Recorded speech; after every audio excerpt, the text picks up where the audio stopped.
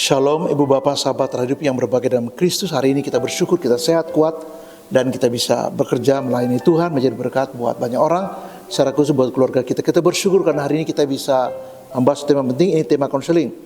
Berdamai dengan Allah dan diri sendiri. Berdamai dengan Allah dan diri sendiri. Saya baca satu ayat saja dari Kolose 1 ayat 20 firman Tuhan. Dan oleh Dialah ia memperdamaikan segala sesuatu dengan dirinya, baik yang ada di bumi maupun yang ada di sorga. Sesudah ia mengadakan pendamaian oleh darah salib Kristus. Jadi ayat ini mengatakan bahwa hidup damai itu diawali atau didasari, dilandasi oleh pengorbanan Yesus. Bahkan Yesus itu adalah pendamaian, atau dia mendamaikan segala sesuatunya dengan dirinya sendiri. Nah, yang pertama ialah kita harus berkomitmen untuk bertobat. Mengapa kita katakan bahwa semua orang telah berbuat dosa dan telah kehilangan kemuliaan Allah. Petrus mengatakan kepada para pendengarnya ketika dia berkhotbah pasca Pentakosta, supaya mereka bertobat dan memberi diri mereka dibaptis dan mereka akan menerima karunia Allah. Jadi yang pertama ialah bertobat. Orang yang bertobat akan masuk pada kehidupan yang diperdamaikan dengan Allah, dirinya sendiri, dan bahkan sesamanya. Yang kedua ialah sumber damai sejahtera itu ada dalam Yesus. Ini poin yang kedua. Jadi ketika kita berada dalam Yesus, maka kita mengalami proses pendamaian itu. Dosa-dosa kita diampuni, dosa-dosa diputuskan, dosa-dosa kita dihapuskan, dan kita sendiri dibersihkan. Seperti kata firman Tuhan di baik Yeremia maupun Yeskiel, Allah memberi kita rohnya untuk kemudian menyucikan kita, membuat kita menjadi orang yang bersih. Jadi Yesus membersihkan kita sehingga kita menjadi baru. Nah, yang ketiga ialah belajar bersyukur. Orang yang hidup damai itu harus belajar bersyukur.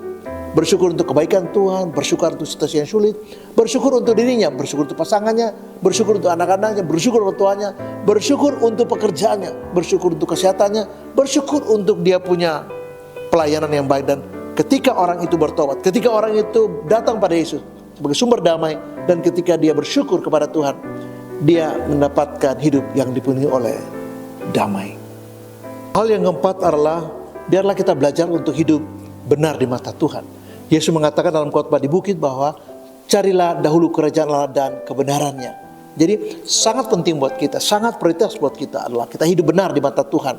Sebab ketika kita hidup benar di mata Tuhan, kita tahu bahwa kita ada dalam sebuah relasi yang harmoni dengan Allah, diri sendiri, dan hati kita menjadi damai. Bahkan kita bisa menjadi pembawa damai. Alkitab katakan, ya berbahagialah mereka yang membawa damai. Jadi ketika kita hidup benar di mata Tuhan, kita hidup di jalan Tuhan, kita melakukan apa yang menjadi ketetapan Allah dalam kehidupan kita, maka kita mulai hidup di dalam damai sejahtera.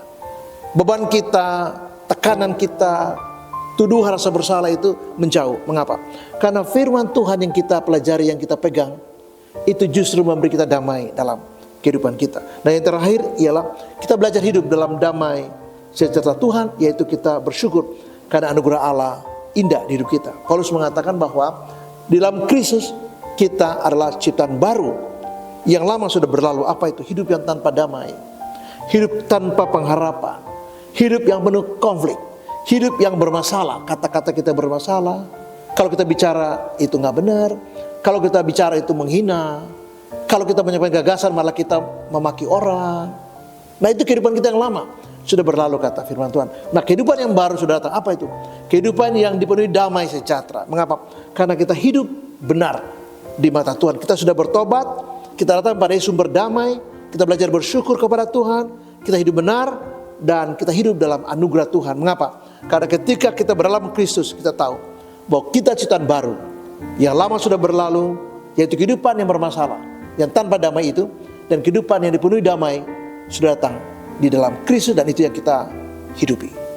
Untuk meng-closing renungan saya ini, saya mengatakan ini. Dulu Paulus, dia hidup bermasalah karena dia pikir dia benar. Tapi ketika dia berjumpa Yesus di gerbang kota Damsyik, dia berubah, dan selamanya dia berubah. Jadi ketika kita berjumpa Yesus, biarkan Yesus mengguide hidup kita. Biar Yesus yang membentuk ulang, merekonstruksi kembali nilai-nilai di hidup kita, yaitu supaya kita hidup benar.